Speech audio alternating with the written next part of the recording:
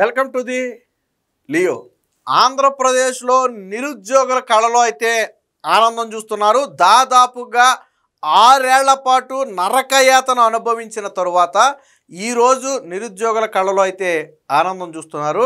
తాజాగా కూటమి ప్రభుత్వం 16,347 టీచర్ పోస్టుల భర్తీకి అయితే శ్రీకారం చుట్టింది. దానికి సంబంధించి ఎగ్జామ్ నిర్వహించడం, ఫలితాలు కూడా విడుదల జరిగింది. నిన్న మెరిట్ లిస్టులు కూడా విడుదల చేశారు. ఇవాళ రేపట్లో సర్టిఫికేట్ల వెరిఫికేషను, త్వరలోనే వారందరికీ పోస్టింగ్ కూడా. అంటే ఒక రకంగా చెప్తే జగన్మోహన్ రెడ్డి 5 ఏళ్ల కాలంలో చేస్తాను అని చెయ్యకుండా తప్పించుకు తిరిగింది కూటమి ప్రభుత్వం మొదటి ఏడాదిలోనే చేసింది. మరి ఖచ్చితంగా నిరుద్యోగులకు ఆనందంగా ఉంటుంది. ఎందుకంటే జగన్మోహన్ రెడ్డి ఇవాళ తీస్తాడు డిఎస్సి, రేపు తీస్తాడు డిఎస్సి, ఇవాళ తీస్తాడు డిఎస్సి, రేపు తీస్తాడు డిఎస్సి అని 5 ఏళ్ల పాటు ఎదురు చూశారు. తీలా జగన్మోహన్ రెడ్డి ఎన్నికల్లో ఏం చెప్పాడో తెలుసా? 2019కి వెళ్దాం ఒకసారి వెనక్కి. అప్పుడు మెగా డిఎస్సి తీస్తానని ఒక హామీ ఇచ్చాడు. దాదాపుగా 2.5 లక్షల ఉద్యోగాలు ఏపీపీఎస్సి ద్వారా, ఆంధ్రప్రదేశ్ పబ్లిక్ సర్వీస్ కమిషన్ ద్వారా నేను భర్తీ చేస్తానని జగన్మోహన్ రెడ్డి హామీ ఇస్తే నిరుద్యోగ యువత నమ్మారు. 2019లో జగన్మోహన్ రెడ్డిని గెలిపించారు. జగన్మోహన్ రెడ్డి ప్రతి ఏటా ఉద్యోగ క్యాలెండర్ విడుదల చేస్తానన్నాడు. 5 ఏళ్ళు అయిపోయింది కానీ ఒక్క డిఎస్సి పోస్టు భర్తీ చేయలే. ఏపీపీఎస్సి ద్వారా ఉద్యోగాలే భర్తీ చేయలే. మరి అది మోసం కాదా? అందుకనే జగన్మోహన్ రెడ్డికి మొన్న సాధారణ ఎన్నికల కంటే ముందే ఒక ఎన్నికల్లో జలకిచ్చారు. ఎవరు? నిరుద్యోగులు. ఎమ్మెల్సీ ఎన్నికల్లో జలకిచ్చిన తర్వాత జగన్మోహన్ రెడ్డికి తత్వం బోధపడింది. దాంతో కరెక్ట్గా ఎన్నికల నోటిఫికేషన్ వస్తుందనగా నేను డిఎస్సి తీస్తానని 6,100 పోస్టుతో ఒక నోటిఫికేషన్ ప్రకటించాడు. జగన్మోహన్ రెడ్డి కూడా తెలుసు అది జరగదు, ఎన్నికలు అడ్డొస్తాయి అని తెలిసే కావాలని ప్రకటించాడు. బట్ నిరుద్యోగులు నమ్మలా. అదే సమయంలో నారా లోకేష్ పాదయాత్ర చేస్తున్నాడు. పాదయాత్రలో నారా లోకేష్ని కలిసిన ప్రతి నిరుద్యోగి చెప్పింది ఏంటంటే ఇటు ఉపాధ్యాయుల పోస్టుల భర్తీ గురించి, అటు ఏపీపీఎస్సి పోస్టుల భర్తీ గురించి. ఈ రెండింటినీ నమ్ముకుని ఉన్నటువంటి యువత, దీనికోసమే ప్రిపేర్ అయ్యేటువంటి యువత పెద్ద ఎత్తున నారా లోకేష్ని కలిస్తే నారా లోకేష్ అప్పుడు పాదయాత్రలో కూడా చెప్పాడు. అందుకనే మేనిఫెస్టోలో కూడా దీన్ని చేర్చారు. ఖచ్చితంగా మెగా డిఎస్సి తీస్తామన్నారు. అలాగే ఏపీపీఎస్సి ఉద్యోగాలు వీరైనంత త్వరగా భర్తీ చేస్తామారు అన్నట్టుగానే మెగా డిఎస్సిని తీయటం జరిగింది, ఎగ్జామ్ పెట్టడం జరిగింది, ఫలితాలు విడుదల చేయడం కూడా జరిగింది. ఇక మిగిలింది ఏంటంటే పోస్టింగ్ ఒకటి మిగిలింది. అది కూడా త్వరలోనే జరగబోతుంది.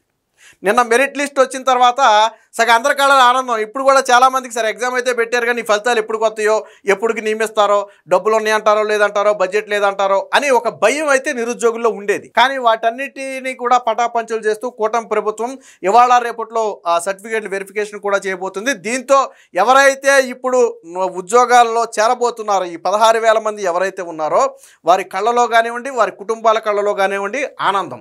దాంతోపాటు విద్యా వ్యవస్థ కూడా మెరుగుపడుతుంది. ఇప్పటి వరకు ఉపాధ్యాయుల కొరత వల్ల విద్య సక్రమంగా చెప్పే అవకాశం లేకుండా పోయింది. ఎక్కువ మంది పిల్లలు ఉండటం, తక్కువ మంది ఉపాధ్యాయులు ఉండటంతో వాళ్ళ మీద ప్రెషర్ కూడా ఉండేది. బట్ ఇప్పుడు పోస్టుల భర్తీ తర్వాత ఆ ప్రెషర్ కూడా పోతుంది. పిల్లలపైన ప్రత్యేకంగా శ్రద్ధ పెట్టే అవకాశం కూడా కనపడుతుంది. దీనివల్ల విద్యా వ్యవస్థ అభివృద్ధి చెందడానికి అవకాశం ఉంటుంది. దీంతోపాటు నారా లోకేష్ ఇంకో మాట కూడా చెప్పాడు. ఇక నుంచి ప్రతి ఏటా డిఎస్సి తీస్తాం. సంవత్సరానికి ఎన్ని పోస్టులు అయితే మిగులుతాయో అన్ని పోస్టులతో 500 పోస్టులు కావచ్చు, 1000 పోస్టులు కావచ్చు. సో ఆ పోస్టులతో డిఎస్సి తీస్తామని చెప్పి నారా లోకేష్ స్పష్టంగా ప్రకటించడం జరిగింది. ఇది ఖచ్చితంగా శుభపరిణామం. ప్రతి ఏటా పెండింగ్ పోస్టులతో మేము డిఎస్సి తీస్తామనేది ఖచ్చితంగా శుభపరిణామమే. అటు విద్యా వ్యవస్థ బాగుపడుతుంది, ఇటు నిరుద్యోగుల్లో కూడా అపోహలు లేకుండా పోతే అవకాశం వచ్చినప్పుడల్లా నిరుద్యోగులు ఉపయోగించుకోవచ్చు. దీంతోపాటు ఏపీపీఎస్సి ఉద్యోగాలకు కూడా రెడీ అవుతుంది. ఆల్రెడీ ఫారెస్ట్ డిపార్ట్మెంట్కి నోటిఫికేషన్ కూడా విడుదల చేసి ఉన్నారు. సో ఇప్పుడు ఎవరైతే ఉద్యోగాలు వచ్చాయో వాళ్ళ కళలో కూడా ఆనందం ఉంది. దానికి సంబంధించిన వార్త కూడా ఒకటి వచ్చింది, ఒకసారి చూద్దాం. కొలువుల జాతర. సో కుటుంబాల్లో కొలువుల జాతర అని ఒకే ఇంట్లో 2, 3 అలాగే టీచర్లు అయిన వాళ్ళు ఉన్నారు, అలాగే భార్యాభర్తలు ఉద్యోగాలు సాధించిన వాళ్ళు ఉన్నారు, అన్నదమ్ములు, అక్క చెల్లెళ్ళు, ఇలా అందరూ అంటే ఒకటి కంటే ఎక్కువ ఉద్యోగాలు సాధించిన కుటుంబాలకు సంబంధించి కూడా ఒక వార్త వచ్చింది. చూడండి, జగన్మోహన్ రెడ్డి హయాంలో నష్టపోయింది ఏంటంటే ఇవే. ఈరోజు ఇలా కళలో ఆనందం కావచ్చు, వాళ్ళ కుటుంబాల కళలో ఆనందం కావచ్చు. 6 ఏళ్ళు పట్టింది ఈ ఆనందం చూడటానికి. జగన్మోహన్ రెడ్డిని నమ్మి మోసపోయారు. లోకేష్ని కూటమి ప్రభుత్వాన్ని నమ్మారు. ఇచ్చిన మాటను నిలబెట్టుకుంటూ ఈరోజు వాళ్ళ కళలో ఆనందం అయితే నింపారు. దానికి సంబంధించి సత్యసాయి జిల్లా హిందూపురం పట్టణానికి చెందినటువంటి ఇద్దరు ఎవరైతే ఉంటారో కొడుకు కుమార్తె, అంటే ఒకే కుటుంబంలో కొడుకు కుమార్తె ఇద్దరు కూడా విజయలక్ష్మి అలాగే సుందర్ నాయక్ అయితే ప్రభుత్వ ఉద్యోగాలకు ఎన్నికయ్యారు. అలాగే అన్నదమ్ములు కర్నూలు జిల్లా పత్తికొండకు చెందిన అన్నదమ్ములు ఇద్దరు కూడా టీచర్లుగా ఉద్యోగాలు సాధించారు, నాగరాజు సంపత్ కుమారు. అలాగే ఒక కూలీ చేసుకునే ఒక వ్యక్తి కుమార్తె ఏకంగా 3 ప్రభుత్వ పోస్టులు కైవసం చేసుకుంది. తనకి ఏది ఇష్టమైతే దానికి వెళ్తుంది, అది వేరే విషయం. సో 3 పరీక్షలు రాసి 3 ప్రభుత్వ ఉద్యోగాలను కూడా ఒకేసారి 3 టీచర్ పోస్టులను అయితే కైవసం చేసుకుంది. సో దానికి సంబంధించిన వార్త కూడా ఇక్కడ వచ్చింది. ఇక ఒకే కుటుంబంలో 4 టీచర్లు అని చెప్పి తాడేపల్లిగూడానికి చెందిన వేణుమాదిరి 2 ఉపాధ్యాయుల పోస్టులకు ఎంపికైంది. ఒకటి స్కూల్ అసిస్టెంట్, ఒకటి ఎస్జిటి. అలాగే ఆల్రెడీ తండ్రి మోహన్ రావు స్కూల్ అసిస్టెంట్గా చేస్తున్నారు, తల్లి శ్రీలక్ష్మి ప్రైమరీ స్కూల్ హెచ్ఎంగా చేస్తుంది, ఆల్రెడీ వాళ్ళ అక్క మున్సిపల్ టీచర్గా పనిచేస్తుంది. సో వాళ్ళతో పాటు ఇప్పుడు తాను కూడా ప్రభుత్వ ఉద్యోగం సాధించడంతో, టీచర్ ఉద్యోగం సాధించడంతో ఆ కుటుంబంలో 4 టీచర్లుగా మారారు. సో ఒకేసారి 4 ఉద్యోగాలు. పశ్చిమ గోదావరి జిల్లా కాళం మండలం పెదామిరానికి చెందినటువంటి వెంకటకృష్ణ అనే వ్యక్తి ఒకేసారి 4 ప్రభుత్వ ఉద్యోగాలకైతే అర్హత సాధించడం జరిగింది. ఇక అలాగే ప్రకాశం జిల్లా కనిగిరి పట్టణానికి చెందినటువంటి మహిళ కృష్ణారెడ్డి పద్మద కుమార్తె అయినటువంటి హర్షిత, ఈవిడ కూడా 4 పోస్టులు అయితే సంపాదించింది. ఇక అర్హత సాధించిన అక్కా చెల్లెళ్ళు అని చెప్పి ఒకరికి 5 పోస్టులు అని చెప్పి ఇద్దరు అక్కా చెల్లెళ్ళు ఎవరైతే ఇందాక మనం అన్నదమ్ములు ఎలా మాట్లాడుకున్నామో అలాగే అక్కా చెల్లెళ్ళు కూడా సాధించడం అయితే జరిగింది. ఇదేమో కడప జిల్లా జగన్మోహన్ రెడ్డి జిల్లాకు చెందిన వాళ్ళు. ఇక కానిస్టేబుల్ 4 టీచర్లు, ఒక కానిస్టేబుల్గా పనిచేస్తున్నటువంటి ఒక వ్యక్తి ఇప్పుడు డిఎస్సిలో 4 టీచర్ పోస్టులను అయితే కైవసం చేసుకున్నారు. ఆల్రెడీ ప్రభుత్వ ఉద్యోగే మరొక ప్రభుత్వ ఉద్యోగానికి మారాడని చెప్పుకోవచ్చు. సో అక్కా చెల్లెళ్ళు అదుర్సు నంద్యాల జిల్లా నందికొట్కూరుకు చెందినటువంటి రేచల హరిత అనే ఇద్దరు కూడా ఆ ఉద్యోగాలు అయితే సాధించారు. సో ఇక్కడ భార్యాభర్త ఒకేసారి 3 ఉద్యోగాలు అని చెప్పి ఇక్కడ భార్యాభర్త చూడొచ్చు. భార్యాభర్తలు ఇద్దరు కూడా ఫిజిక్స్ టీచర్లు, కడప జిల్లాకి చెందినటువంటి ఇద్దరు కూడా ఆల్రెడీ భార్యాభర్తలు ఇద్దరు కూడా ఫిజిక్స్ టీచర్లుగా అయితే ఎంపికయ్యారు ఇప్పుడు జరిగినటువంటి డిఎస్సిలోనే. అలాగే ఇంకో ఇంట్లో అదే కడప చెందినటువంటి మరొక ఇంట్లో 3 టీచర్లు, అలాగే శ్రీ సత్యసాయి జిల్లాకి చెందినటువంటి ఇద్దరు, ఇలా మొత్తంగా ప్రతి కుటుంబంలో కూడా 2-3 ఉద్యోగాలు అయితే మెజారిటీ సాధించారు. ఖచ్చితంగా ఈరోజు కూటమి ప్రభుత్వానికి వీళ్ళందరూ కూడా కృతజ్ఞులై ఉండాలి. ఎందుకనంటే 6 ఏళ్ల నిరీక్షణ తర్వాత ఈరోజు వాళ్ళ కళ్ళలో కావచ్చు, వాళ్ళ కుటుంబాల కళ్ళలో కావచ్చు ఆనందం నింపడం జరిగింది.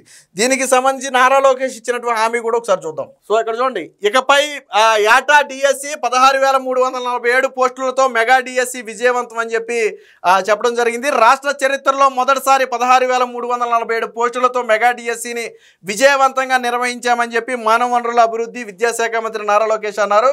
ఇక నుంచి ప్రతి సంవత్సరం డిఎస్సి ప్రకటిస్తామని, ఎప్పటికప్పుడు ఖాళీలు భర్తీ చేస్తామని వెల్లడించారు. సో ఉండవల్లిలో జరిగినటువంటి ఈ విద్యాశాఖ సమీక్షలో అయితే నారా లోకేష్ అయితే చెప్పడం జరిగింది. అలాగే ఉపాధ్యాయుల మీద కూడా భారం తగ్గించడానికి, అంటే అనవసరమైనటువంటి శిక్షణ తరగతుల పేరుతో ఉపాధ్యాయుల విలువైన సమయాన్ని వృధా చేయొద్దు, ఆ సమయంలో విద్యార్థులకు ఇబ్బంది కలిగించొద్దని చెప్పి నిన్న నారా లోకేష్ అయితే చెప్పడం జరిగింది. సో ప్రతి ఏటా డిఎస్సి అనేది ఖచ్చితంగా నిరుద్యోగులకు వరమనే చెప్పాలి. దీనికన్నా కూటమి ప్రభుత్వం ఇంప్లిమెంట్ చేయగలిగితే నిరుద్యోగులు ఖచ్చితంగా కూటమి ప్రభుత్వానికి కృతజ్ఞతగా ఉంటారు. దీంతోపాటు ఏపీపీఎస్సీ పోస్టుల భర్తీకి కూడా రంగం సిద్ధం చేశారు. ఆల్రెడీ ఫారెస్ట్ డిపార్ట్మెంట్కి సంబంధించి నోటిఫికేషన్ కూడా విడుదల చేశారు. ఇంకా గ్రూప్ 1, గ్రూప్ 2, గ్రూప్ 3, గ్రూప్ 4 స్థాయి ఉద్యోగాలకి ప్రధానంగా నోటిఫికేషన్ రావాల్సి ఉంది. వాటికి సంబంధించి ఎన్ని పోస్టులు ఉన్నాయి ఏంటి అనేది కూడా ఏపీపీఎస్సీ కసరత్తు చేస్తుంది. ఆల్రెడీ ఏపీపీఎస్సీకి కమిషనర్ని నియమించడంతో పాటు ఏపీపీఎస్సీ చైర్మన్ నియమించడంతో పాటు ఏపీపీఎస్సీ వ్యవస్థను స్వతంత్ర వ్యవస్థగా చేశారు. గతంలో ఏపీపీఎస్సీ చైర్మన్గా ఉన్నటువంటి ఉదయ భాస్కర్ అనుకుంటా, ఆయన ఉదయ భాస్కర్, ఆయన్ని జగన్మోహన్ రెడ్డి ఎంతలా వేధించాడంటే కనీసం ఆయన వెళ్తే అటెండర్ డోర్ తీసే పరిస్థితి లేదు. ఆయన అంతటా ఆయన్ని తప్పించడం కోసం విశ్వ ప్రయత్నం చేశారు. తర్వాత డీజీపీ గౌతమ్ సవాంగ్ని తెచ్చిపెట్టుకున్నారనుకుంటే అది వేరే విషయం. అంటే కూటమి ప్రభుత్వంలో వచ్చాడు కాబట్టి ఆయన ఇబ్బంది పెట్టారు. వాస్తవానికి ఏపీపీఎస్సీకి రాజకీయాలకి సంబంధం లేదు, రాజకీయాలతో సంబంధం ఉన్న వ్యక్తులు అందులో ఉండరు. కానీ వైసీపీ వచ్చిన తర్వాత ఈ ఏపీపీఎస్సీలో కమిటీలో సభ్యులందరూ కూడా వైసీపీ నాయకులు, వైసీపీ తాలూకా వాళ్లే. అందుకనే ఏపీపీఎస్సీ మొత్తాన్ని కూడా భ్రష్టు పట్టించారు ఆ రోజుల్లో. ఇప్పుడు ఏపీపీఎస్సీని స్వతంత్ర వ్యవస్థగా తయారు చేశారు. ఈవెన్ ఏపీపీఎస్సీ ఎంత స్వతంత్రంగా పనిచేస్తుందంటే మొన్న జరిగినటువంటి ఏదో ఒక ఎగ్జామ్ని వాయిదా వేయాలని చెప్పి కోరితే దానికి లోకేష్ గారు నేను మాట్లాడి చెప్తాను ప్రభుత్వంతో అని చంద్రబాబు గారు చెబితే ఏపీపీఎస్సీ ఒప్పుకోలా. యాజ్ పర్ రూల్ ప్రకారం జరపాలంటే ఇప్పుడు వాయిదా వేయడం కుదరదన్నారు, జరిపేశారు ఎగ్జామ్. డిఎస్సికే అనుకుంటా బహుశా అలా ఉంటుంది అనమాట. అంటే ఆ స్థాయిలో ఏపీపీఎస్సీ తీసుకునే నిర్ణయాలు అలా ఉంటాయి. ప్రభుత్వం మీద ఆధారపడి ఉండదు, ప్రభుత్వం ఏ విధంగానూ ప్రభావితం చేయదు. ఏదేమైనా మొత్తంగా కూటమి ప్రభుత్వం వచ్చిన తర్వాత నిరుద్యోగులకైతే ఆ శుభవార్త చెప్పిందని చెప్పొచ్చు. ఇప్పుడు డిఎస్సి ఎవరైతే సాధించారో వారి కళలో కావచ్చు, వాళ్ళ కుటుంబాల కళలో కావచ్చు ఈరోజు ఆనందం వచ్చిందంటే అది ఖచ్చితంగా కూటమి ప్రభుత్వం ఇచ్చిన హామీ నెరవేర్చడమే అవుతుంది. Please subscribe to Leo news for more videos.